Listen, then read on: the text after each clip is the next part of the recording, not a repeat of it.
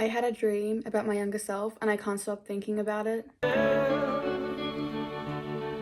Extreme Ribs by Lord. It feels so scary getting old. Should we go back to childhood for a second? And no, I'm not talking about Twilight. I'm talking about this, Monster House. Let me give you the backstory about the movie. It was released in 2006. The vibe is supernatural, scary, and funny all at once. Gil Cannon, the guy who directed it, it was the first movie that he ever directed. The first movie. And it was so good. Of course, we need to pay our respects to the writers as well. These people right here.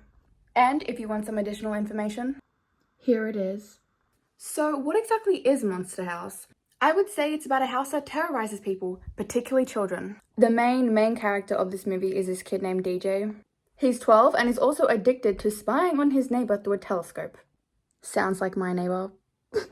Right off the bat, I need to say that this movie has an impeccable soundtrack. I feel like this movie embodies the American fall, Halloween, October vibe. The movie literally begins with an orange leaf flying through the air. Did you know that the image of a leaf falling is incredibly symbolic and incredibly deep? Especially those leaves that are red, orange, or yellow. It indicates a change in season, and it's actually a metaphor for the characters' lives. The movie actually begins with this little blonde kid named Eliza. She is speeding down the pavements on a tricycle at the speed of light, singing to her little heart's content, which means very cheerily and very badly. She's minding her own business when she suddenly hits a bump on the pavement. Then she gets redirected onto the lawn of the creepiest house in the entire world. Remember the orange leaf from the start? It literally lands on the house's front porch. The house growls. Like growls. The house growls. Like a dog with rabies. The door handle rattles. The door opens, and a little old grouchy man appears. His name is Horace Nevercracker. Mr. Nevercracker is the owner of the house, and what you need to know about him is that he's very hateful and he's very angry. His signature line is, "Get off my lawn!" Eliza is terrified, but her tricycle is stuck in the grass. Mr. Nevercracker does this weird mix between a run and a hobble and chases after her, being like, "Do you want to be eaten alive?" Eliza screams, abandons that bike as quick as she was riding it before, and skedaddles off that lawn. While Nevercracker may look weak and scrawny, he rips the wheel off that tricycle like it is nothing. He turns around, breaks the fourth wall for a little bit, and looks directly at the camera. Then we hear a shutter click. So who took a picture of him? It was DJ Walters, the kid we talked about at the start, the kid who has a spying problem. DJ is freaked out that Nevercracker spotted him spying. Reminds me of my neighbor. When I caught her spying on me through the window, she ran away so fast. Faster than that kid on the tricycle. DJ has a lot of pictures of this man. Polaroids, to be exact. If you don't know what Polaroids are, those pictures up on there, that's a Polaroid. This is the evidence of his obsession. Here we learn that not only does DJ have an obsession with taking pictures of Nevercracker, he also has an addiction to writing about him. He has a little diary that he writes down entries in. So on that day particularly, he wrote October 30th, another tricycle. This teaches us two things. One, it's the day before Halloween. Two, him saying another tricycle indicates that this wasn't a one-time occurrence. Nevercracker has probably used his superhuman strength millions of times, ripping wheels off tricycles like nobody's business. Anyway, DJ's mom tells him to come downstairs and out the front. DJ's mom expresses concern for DJ's obsession with the old man. She says, and I quote, "You can't stay in your room all day staring at an old man through a telescope." DJ thinks there's something wrong with the house. I, on the other hand, think he's a sticky beak. He tells his mom that there's something wrong with the house, and as he does so, his voice cracks, indicating puberty, which makes sense because he is 12 years old. This mother, DJ's mother, is horrified by the thought of her son growing up. DJ's dad then shares some incredibly concerning information about his own spying habits.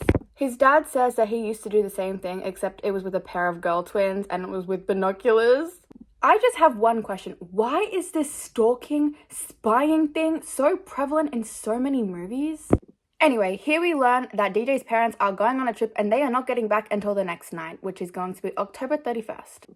On another note, DJ has a babysitter named Elizabeth and she will be arriving in a few hours. As his parents reverse out of the driveway, they run someone over. They literally run a kid over. The kid his parents run over has impeccable fashion sense. He's wearing a cape. He has a fish mask. He also has a basketball. It's here we meet Chowder. Chowder? Do you remember that show?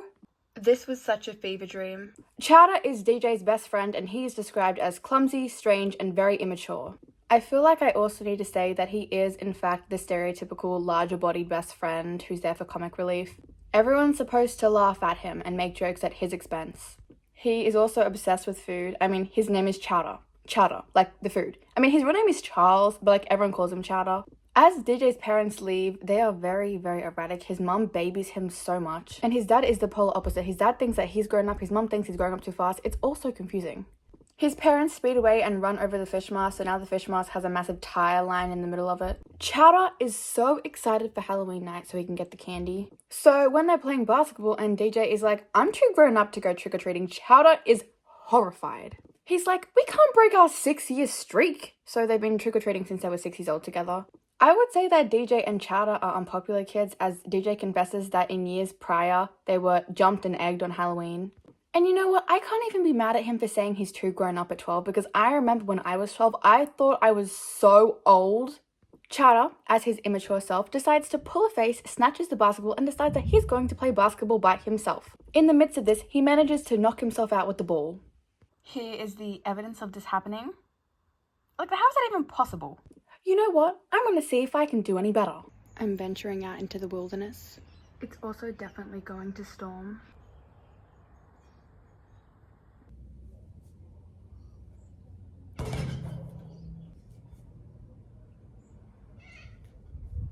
It just started storming, so if you hear rain or thunder, I deeply apologize, but like, it adds to the vibe.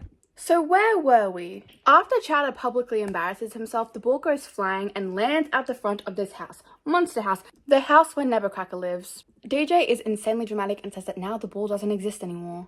Chowder is devastated because this ball was priceless to him. It was $28. He raked 10 lawns for $2 and then asked his mom 26 times if he could borrow $1.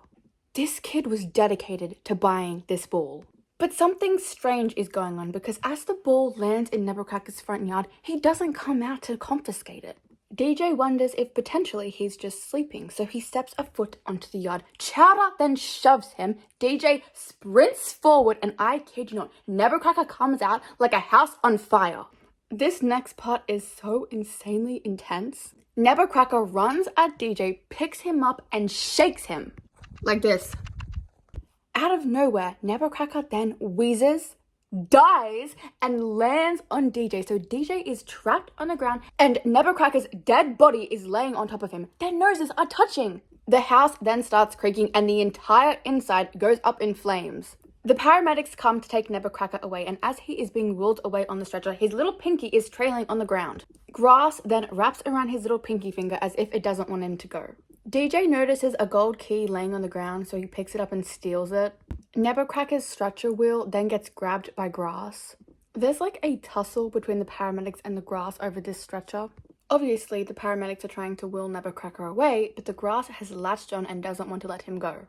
The paramedics are finally able to wheel Nevercracker away, but not before the grass grabs onto the wheel and it sinks into the ground. As Nevercracker is being driven away by the ambulance, there are no sirens, and Chowder says this is a very bad sign. Then a window in the house cracks out of its own volition, which means that it's either haunted or it's alive. DJ is not doing too well. He's having a mental breakdown over the fact that he thinks that he's a murderer. Chowder, offering no support, then is like, it wouldn't be murder, it would be manslaughter if it's an accident. Elizabeth, the babysitter, arrives, but she likes to call herself Z, so we're gonna call her Z, and Chowder dips. He leaves, wants nothing to do with this whole situation. I would say that Z has a little bit of an alternative vibe. She likes calling DJ Cantaloupe. Like every classic 2000s movie, she puts on a front that she's a good babysitter, but she's actually not. She is in charge of the TV, the stereo, and the phone. DJ's curfew is 9 and his bedtime is 11.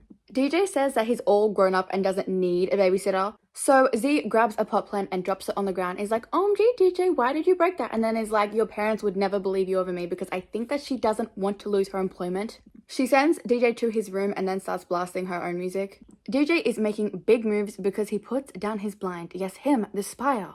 As he does so, he completely ignores the fact that there is smoke coming out of the chimney, and if Nevercracker is dead and not in his house, then why is a fire on and why is there smoke coming out of the chimney? And despite DJ claiming that he's all grown up, he still snuggles up with a little stuffed animal. A silhouette of the house is casted ominously on his carpet. The entire room turns red, there's a growl, and a hand comes out and slams down on his face. The scene is very abrupt and he wakes up to the sound of a phone ringing. We see on the clock that it is 11 p.m, his bedtime, but he has just woken up, so I don't think he's going to bed at 11. Anyway, as he answers the phone, there's this really weird eerie sound. He hangs up, calls it back, and long story short, the call is coming from inside Nevercracker's house, Monster House, which is impossible considering he's in hospital or the morgue.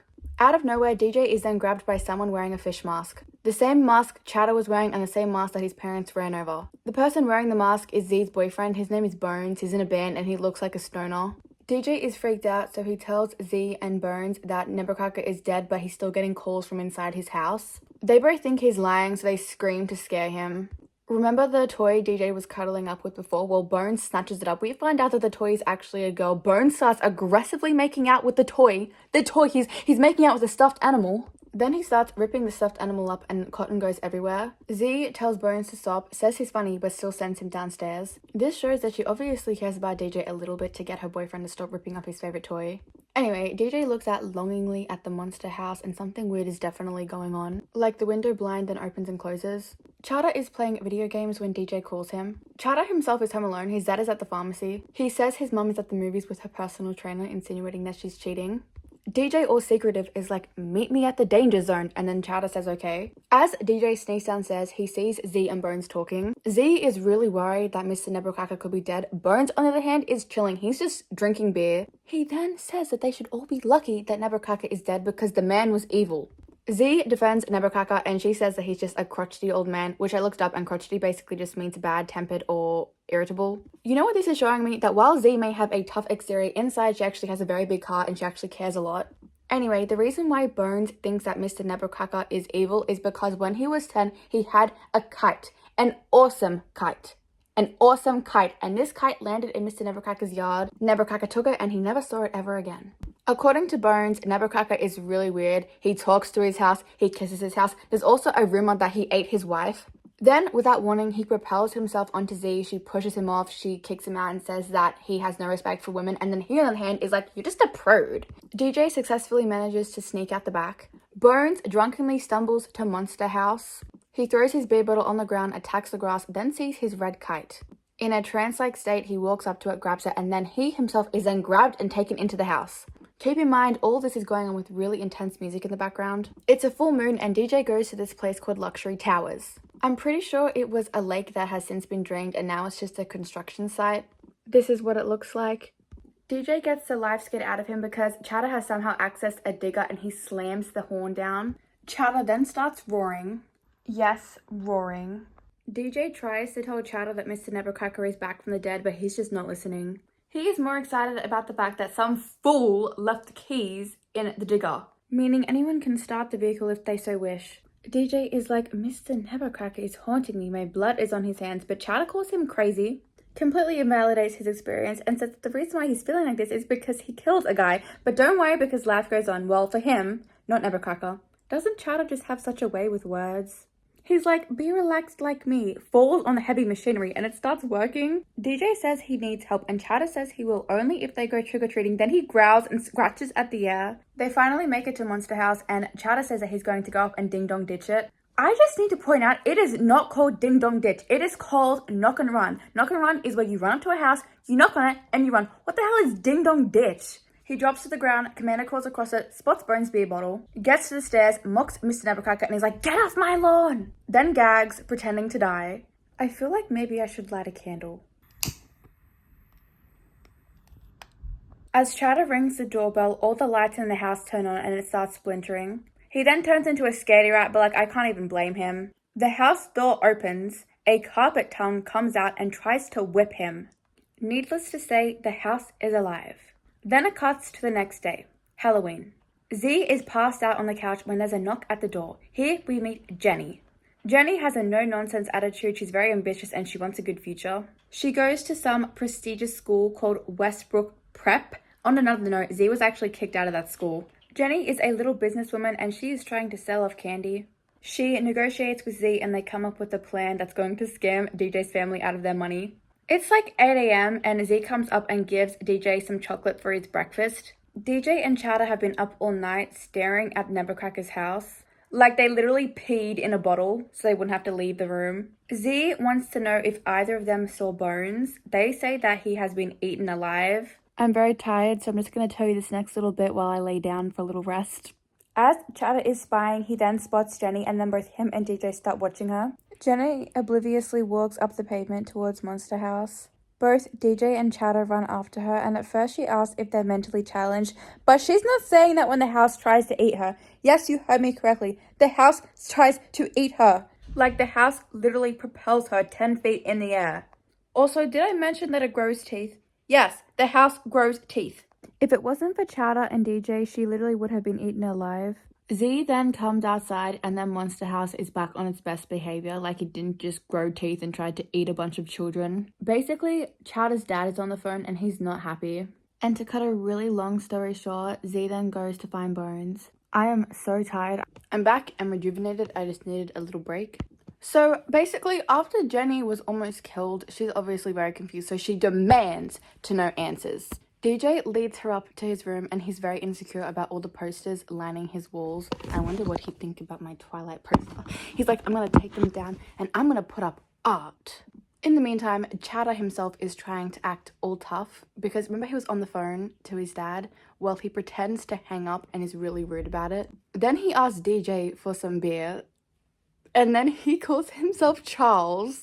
He says that only the ladies call him Charles.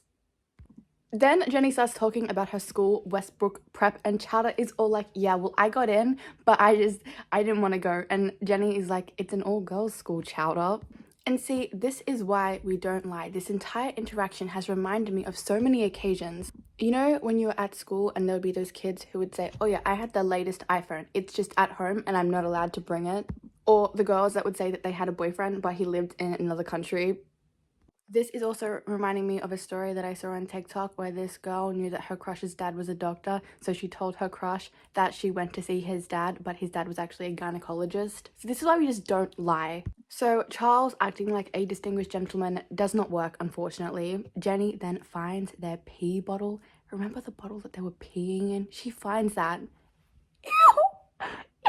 Also, I'm sorry for going off on tangents all the time, but I just have to tell you about this one story that I saw on Reddit. It was one of those Subway Surfers videos on TikTok, you know, where the AI thing's reading out the Reddit story. So the story goes like this. This one girl, she drinks a lot of water, so she always needs to go to the bathroom. The problem is the bathroom is at this side of the house and she is on this side of the house. So during the night when she'd wake up to go to the bathroom, by the time she got back to her room, she was already wide awake and couldn't go back to sleep. So she found a solution, and that solution was peeing in a bin that was in her room. So the plan was simple. She was going to use the bin as a toilet at night and then in the morning just empty it. But she said that she started getting a little bit lazy with it. So sometimes she wouldn't change it for like 2 or 3 days. Flash forward, she brings a guy home. And they're stumbling around in her room in the dark, and he kicks over the bin that she was using as her toilet. He kicks it over and he's like, what is that? That's mortifying. I'm sorry, that's just, I had to bring that up. Anyway, Jenny says that she needs to talk to her mum, so she goes to talk to her mum, and DJ and Chowder, they are ready to fight over this girl. They both love her, they both want her, so they're willing to just go at it to see who finally gets her. Not even considering what Jenny herself wants. A dog goes on the Monster House lawn, gets eaten, and Jenny calls the police. The three of them decide to go back over to the house, and Chowder is almost lured inside with the basketball. Remember with Bones, he was lured inside with his awesome kite? Well, Chowder was almost lured inside with his basketball.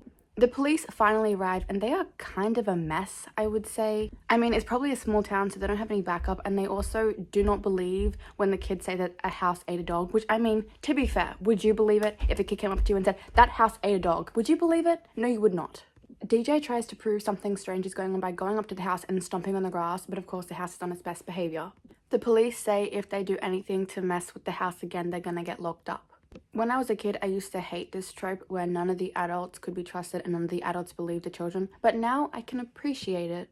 As the police are driving, they run into Chowder's butt.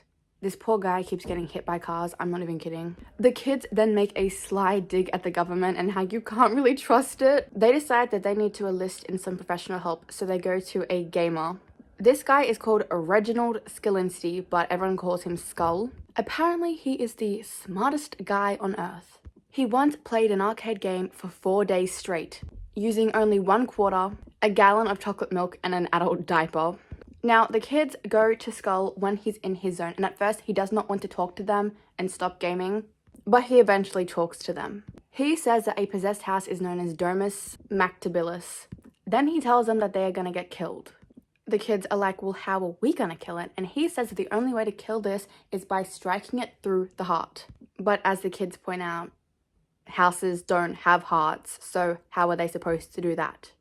Good news is that Jenny is very, very smart. She remembers that smoke was coming out of the chimney and is like, wait a minute, if smoke is coming out of the chimney, that probably means that the heart is in the furnace where the smoke is coming from. But then the only way to possibly kill the house is by going inside, which the house eats people, so that is going to be very, very difficult to do. DJ then, being the smart little cookie that he is, decides to come up with a plan. Remember how Chowder's dad works at the pharmacy? Well, DJ's plan is that Chowder needs to go in and steal a whole bunch of cold medicine. Then they're going to fill up a dummy with all this cold medicine. They are going to feed the dummy to the house. They are going to get the house to eat the medicine, and then the house is going to go to sleep because it drank all that cold medicine. The final stage of the plan is that while the house is sleeping, they're going to go inside, douse the fire, kill the heart, thus killing the house. Chowder is very skeptical. He doesn't want to steal from his dad nor go in the house, but as soon as Jenny says that it's worth a shot, he changes his tune and he's like, oh yeah, that's a great idea. Things move very quickly after that. Chowder steals the cold medicine. They make a dummy out of a vacuum and they use the fish mask. That fish mask has been through hell and back. They put the cold medicine inside the dummy. They get water guns as ammo, and remember when DJ stole that gold key? Yes, well now that's actually going to be useful and they're going to actually need to use that gold key. They hide in bins to get close to the house, and I'm sorry, all I could think about was just bin juice. Ew, this bin juice. Chowder moves the dummy in position and then Commander crawls back. Jenny slingshots like a rock and it hits the doorbell.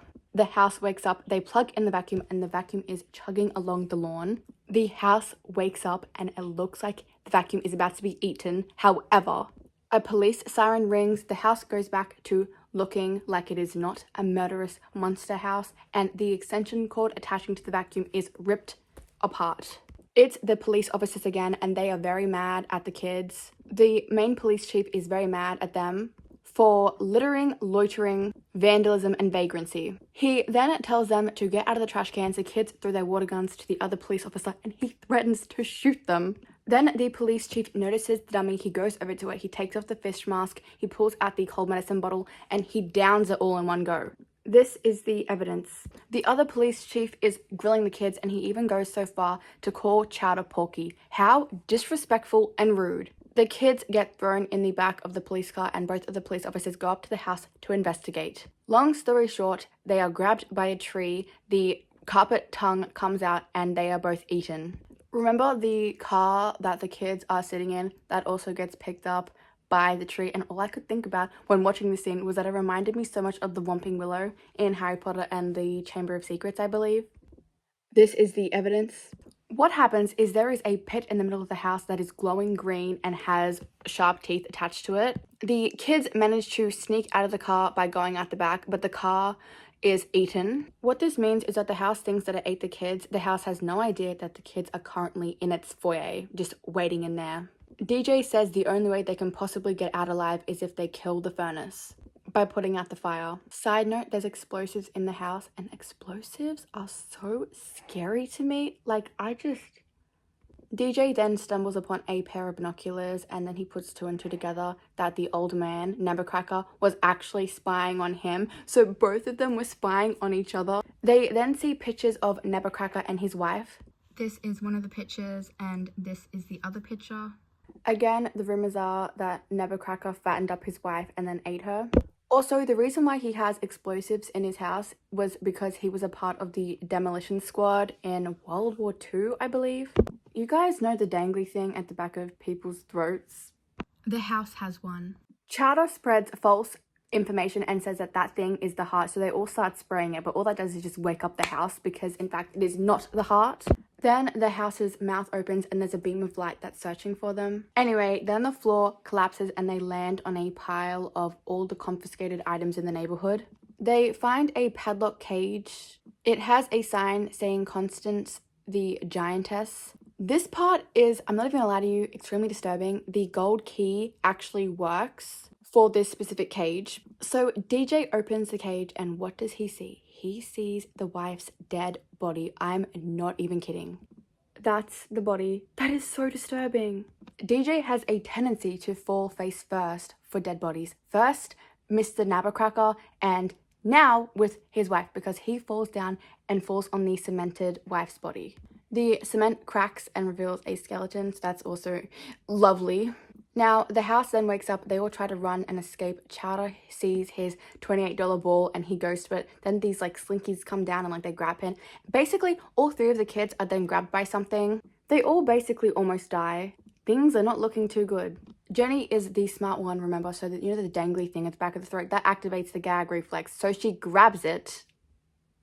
She grabs it to activate the gag reflex. To cut a long story short, all the kids are then vomited back out and they manage to survive. Now, by this point, Chowder has had enough. He wants to go home and he wants a pretzel sandwich. So him and DJ fight again, and then Jenny says they're fighting like babies, and then DJ is like, we are babies, which is a very stark contrast to the start where he was convinced that he was a grown-up. He then storms across the road and almost gets hit by an ambulance. Now, who is in the ambulance? Nabbercracker. Yeah, that's right, he didn't actually die. Chowder thinks he's a ghost, so he pegs a rock at his head. Anyway, Nabbercracker, what's his name? I'm gonna start calling him Horace because I can't remember what his name is. He starts panicking. He's like, don't you know what day it is? I'm running out of time. Then he goes up to the house and calls the house honey, and the house seems actually happy. Then the kids realize that, OMG, the house is actually his wife. Remember how everyone thinks that he is the one who killed his wife, Horace? Well, then DJ says, you didn't kill her, did you? And this is very big because, like I said, everyone in the town thinks that Horace killed his wife. They also think that he ate her. Horace says that he loves her so much, and it flashes to a scene in the past. In this scene, Constance, which is his wife, is in a circus tent and everyone is throwing tomatoes at her, but not Horace. Horace has fallen in love. So he then at night goes to her cage because she's locked in a cage, and he is like, I'm gonna take you out of here. So he attaches the cage to the back of his car and they escape together. So Constance and Horace decide to build their house, the monster house. In the middle of building the house, some kids are there and start sort of pestering Constance. Constance is very possessive over the house and she says she's gonna rip the kids to bits. Horace is the voice of reason and he's like, honey, they're just kids. But Constance does not care, especially when the kids start egging her. She finds this small axe and is literally about to kill the kids, or at least hack them up a bit with this small axe. But as she is spinning around with the axe, the force is too much, so she spins and spins and spins and spins and then falls. And then as she falls into the pit of the house, she pulls down the concrete mixer. So her body lands on the ground and the concrete mixer goes on top of her. And that is the death of Constance. And remember, this all happened on Halloween. That's the reason why the kids egged her, was because they just wanted candy. They didn't get candy, so that's why they egged her. Horace then finished the house because that's what Constance would have wanted. He said that while she died, she didn't leave. If you see by this video, this kid is pulling, see, he just get, Horace says that every Halloween he needs to take precautions because she attacks anyone who comes near the house. Constance, the house, is not very happy to hear this, so Horace tries to immediately go over there to soothe and make everything better. But then DJ says that now it is time for them to protect Horace himself. He then says that Horace should let Constance go. Constance does not like the sound of that, and Nabbercracker says that if he lets her go, he will have no one. And then DJ says that that's not true, and this is just so wholesome and so beautiful that of course something is going to ruin it, because wholesome, beautiful moments never last for long in scary movies. The house then sprouts arms and teeth and gets very upset and starts chasing all the kids. Horace also, he picks up the dynamite boxes. Remember when I said before they were explosive in the house? Yeah, well, he picks up a dynamite box and like tosses it back. I don't know. Then they all start running. Power lines are knocked over. They run through this fence door, and poor Chowder, bless his little heart, he tries to shut the door to slow the house down. Horace grabs him and calls him a pork chop. The house has some speed and it does not matter what, nothing will be slowing it down. DJ tries to shove a dumpster in front of it. does nothing. The kids keep running, and what's in sight? The dumpster site from before, so they keep running towards it. You know, remember the one that Chowder was in, and there was the digger, and then he leant on the digger, and the keys were still in the digger? So all the kids run into the construction site, and the house is about to follow when Horace throws a rock at it and tells Constance to leave the kids alone. Constance roars and advances towards him, but Horace doesn't run. He just says that he always knew this day would come. He pulls out the stick of dynamite and tries to strike a match. Constance loses it. Also, if you don't know, he's planning on blowing up the house, you know, to set everything right again. However, the kids come to Nabbercracker's rescue. Remember the digger from before, the one that Chowder, you know, was pushing on? Well, he now is actually properly working the digger. So this was why it was a bad idea to have the key still in the machinery thing. This is all the kids rallying against Constance to protect Nabbercracker. Chowder being very defensive. Constance starts getting attacked by the digger, and Horace is then thrown in the air and he lands on the ground, and DJ immediately goes over to check on him, and then Horace gives him the dynamite and says that basically, you know, you need to blow up the house. It's here that we find out that Chowder doesn't actually know how to turn off the digger, so it's just pandemonium from here on out. The plan now is that DJ is going to try to strike the match and put the stick of dynamite down the chimney because the heart is in the furnace. So if you throw the dynamite down into the chimney, it's going to blow everything up because it's going to kill the heart because the heart is in the furnace. Yes? And the thing is, the kids get so far. See, look, that's the furnace. That's him putting the pieces together. He tries so hard, but the hand puts him away, and then Jenny almost dies, and then just as about, it's just all, it's mayhem. It's mayhem. And you see, nothing can ever go smoothly in these types of movies. Like, ever. The only saving grace is the fact that the dynamite also rolled down next to them. DJ tells Chowder to lure the house underneath the crane, so of course Chowder says yes. He actually says piece of cake, which, you know, I said this before. At the start, he is the stereotypical larger-bodied friend, so that makes sense as to why he would say that. The digger digs into the side of the house and then falls back down the hill, and Chowder literally almost dies. The house crashes down, there's a lot of smoke, there's a lot of splintering, and it's like, yes, we killed the house! But, oh, no, we didn't kill the house, because then the house starts putting itself back together again within all the rubble. Like we learned in Scream on day 1. The killer never dies the first time around. This is then what the house turns itself into, a monster, even more of a monster than it was before. DJ then climbs up the ladder of rain while Chowder is holding off the house. Chowder, with his impeccable insults, calls the house an outhouse. There is an intense tussle, and he basically ends up outside of the digger. He's no longer in the operating little room thing. The house tears up the digger like it is absolutely nothing. Then it's after Chowder now, so of course Chowder screams and then runs as fast as he can. Now basically DJ needs to crawl across the skinny part of the crane. You know the skinny little neck he needs to, and he says that he can't, and Jenny, to give him extra motivation, kisses him so then he can. Meanwhile, Chowder is panicking and he thinks he's about to die. Remember the cape he was wearing at the start? Well, the house picks him up by the cape. The cape then separates from his body. DJ and Jenny start working together. It takes her a little bit to light the dynamite, and when she finally does, she's just about to do the handover, kind of like in the relay race with the batons. Just as they're about to do the handover, see this little thing? Well, that thing releases and DJ goes flying backwards. In other words, Jenny can't give him the dynamite, which is bad. Jenny is so much better than me because if I was holding a stick of dynamite, I would be panicked. But she doesn't panic. She puts pieces together and she's like, you know what? I'm just going to throw the dynamite to DJ, and you know what? It actually works. So she climbs across the thing holding the stick of dynamite. She tosses it and then he catches it. This entire time, I just kept thinking about, like, what if he dropped it? So DJ is now swinging through the air. It's very cinematic because he tosses the dynamite down the chimney and Chowder is still down there. So then as he goes down and is swinging down, he picks up Chowder like a hawk picks up a mouse. And then there is a giant explosion. That's the explosion close up, and that's the explosion around everything else. So if DJ didn't pick up Chowder, Chowder would have been killed. It's 11:11, make a wish. This part is really sad, but we see Horace and Constance dancing together. Well, Horace is just dancing with a pile of ashes that resemble his wife, and it is, again, it's so sad. This movie. Side note about the explosion. On a normal occasion, I would have been like, how come nobody in the neighborhood heard the explosion? But again, this is a movie about a house that eats people. So I don't really think that's on the top list of priorities of things to question. This is Horace finally letting Constance go after 45 years of being trapped. We see a lot of character development from Horace because he tells DJ, and I quote, "Thank you, friend." It's just, everything is so wholesome. Then he gives DJ a hug, and then there is a big giant group hug. This is just such a beautiful moment. Where the house used to be is a giant hole filled with all of the confiscated items from the neighborhood. Since it is Halloween, they decide that instead of giving the kids candy, they're going to give the kids back the items that were once confiscated off of them, including the little blonde girl Eliza from the very start. Remember her? She was tearing up the pavements on that tricycle. It is given back to her. After Horace then puts the wheel back on, he uses his superhuman strength to put the pieces back together and repair the damage that he once caused. Now, Horace, DJ, Jenny, and Chowder, they are all standing in a line, and they all help to pass along this tricycle to give it back to Eliza, the little blonde kid. And this just really symbolizes that they all helped in bringing down the house. All of their efforts were appreciated, and without them, the monster house would still be monster housing. Jenny's mum comes to pick her up, and Jenny tells the boys that they should hang out again.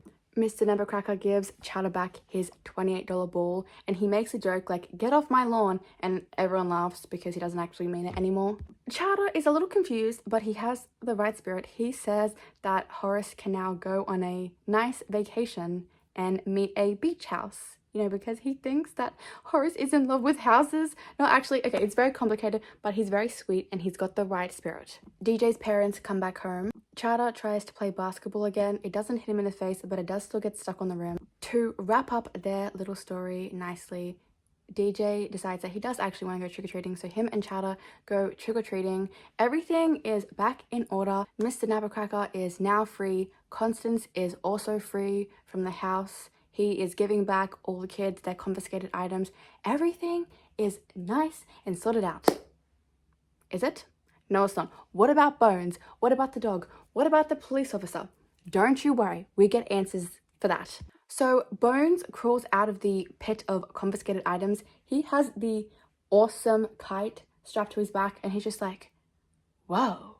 Then there is a few credit scenes, but if you watched movies back in the early 2000s, you will know that every single movie always had parts at the end, and it was a whole big thing. It was like, no, we need to wait until the end to watch the extra special parts, or we need to fast forward to the end so we can still watch the extra special parts of the movie. So these are the special parts in this movie. The police officers, they crawl out of the hole and they're like, you know what, we need to inspect some candy, because what they have been through is very difficult for them, especially considering they're in a small town and I'm assuming not much stuff happens.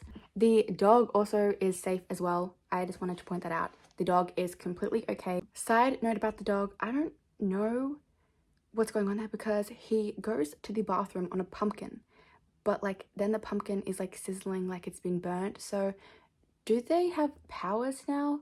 I don't know. I think that's just up for interpretation. Anyways, back to the other parts. There are a lot of full circle moments. So remember Z, the babysitter, and remember the professional gamer, Skull, the dude who told them that to kill the house, they need to kill the heart. Yes, well, they are together. They're together. They're like messing around together, and then Bones comes and is like, come on, Z, and Z is all like, no, I found someone nice. I found someone who like actually respects women.